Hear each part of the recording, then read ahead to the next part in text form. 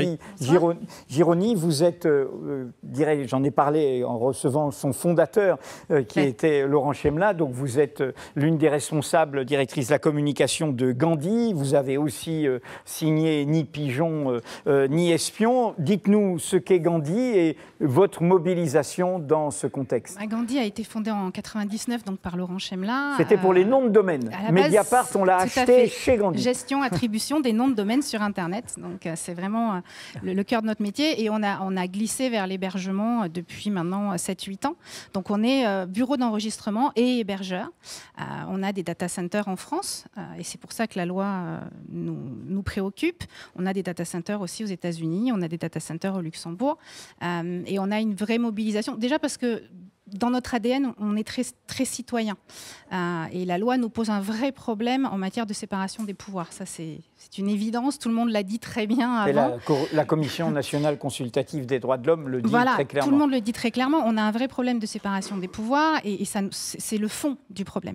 Après, il y a cette expression, ce symptôme aussi de la perte de confiance dans l'économie numérique française que Tristan a évoqué et qui est totalement là. On le sent aujourd'hui chez certains de nos clients américains, par exemple, qui ont choisi Gandhi parce qu'on est français et qui aujourd'hui nous disent « Ah oui, mais si la loi, elle passe en France… » Au moment même où aux États-Unis, y compris ce sont des républicains qui disent qu'il faut amender le Patriot Act qui a instauré la surveillance générale. Voilà. C'est-à-dire que nous, on va dans le mauvais sens quand eux prennent conscience. En essayant de s'implanter là-bas, économiquement, c'est assez cocasse. C'est important votre présence là-bas? Bien sûr, c'est important notre présence là-bas. Notre dirigeant est basé à San Francisco et on essaye vraiment de s'implanter sur le territoire américain. Et c'est clairement quelque chose qui nous tire une balle dans le pied que de dire à nos potentiels clients américains, il y a une loi…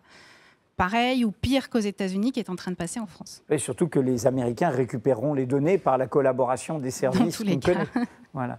Et alors, comment vous envisagez la suite de la mobilisation pour les entreprises du numérique par rapport aux questions que je posais tout à l'heure? On soutient la Quadrature du Net, on est toujours présent, on essaye de suivre. On n'a pas vocation à être porte-drapeau de ce mouvement non plus, mais on reste mobilisé et on est toujours à l'écoute et on est prêt à diffuser les messages et les nombreux messages qui circulent pour que justement le grand public se mobilise, parce qu'on a aussi vocation à informer le grand public qui est totalement déconnecté des réalités techniques sur le sujet. Et est-ce qu'on y arrive à mobiliser le grand public? Ça vient, mais je pense que ça va être plus long que la procédure accélérée, en fait. Qui a été faite, y compris pas seulement les attentats, mais les vacances, mais les ponts. Tout à fait, c'est assez compliqué. Et puis en plus, techniquement, en matière de passage d'une loi, il y a des étapes que le grand public ignore aussi. Donc c'est vrai que, et à l'étranger, typiquement, on a des clients qui pensent que la loi est déjà passée, parce qu'ils ont une totale méconnaissance du système législatif français, donc ils ne comprennent pas forcément qu'il y a encore des chances que ça évolue. Oui, sur oui, de toute façon, l'attitude du gouvernement faisait comme si c'était voté. Il n'y a pas de débat. Mais je rappelle juste ce que dit la CNCDH sur la procédure. Ce texte est passé en Conseil des ministres à peine 2 mois après les crimes terroristes de janvier, quelques jours seulement avant la tenue d'élections cantonales, ne l'oublions pas, dont la campagne a été marquée par une forte présence de l'extrémisme, qu'il a de plus été élaboré quelques mois après l'entrée en vigueur d'une énième loi terroriste consécutive à l'affaire Nemmouche, elle-même faisant suite à 2 autres lois antiterroristes récente, consécutive, elle, à l'affaire Mera. Et donc, c'est la CNCDH qui le dit. Normalement, c'est là où le mot consultatif montre qu'il n'y a pas de contre-pouvoir chez nous. Elle déplore cette prolifération de textes législatifs relevant davantage de l'opportunité politique que du travail législatif réfléchi. Et elle rappelle l'importance d'une politique pénale et de sécurité pensée, cohérente, stable, lisible, dont la qualité ne se mesure pas à son degré de réactivité aux faits divers et aux circonstances du moment. C'est dit poliment, mais… C'est dit poliment, mais ça va trop vite. Oui. C'est un… Voilà. Ça va trop vite. Bon, il va falloir que la société bouge. Hein.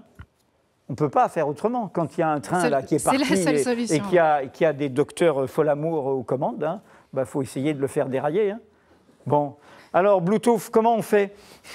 Bluetooth, je vous présente, vous êtes un cofondateur de Reflet, donc merci, Sophie Gironi, merci à Gandhi. Et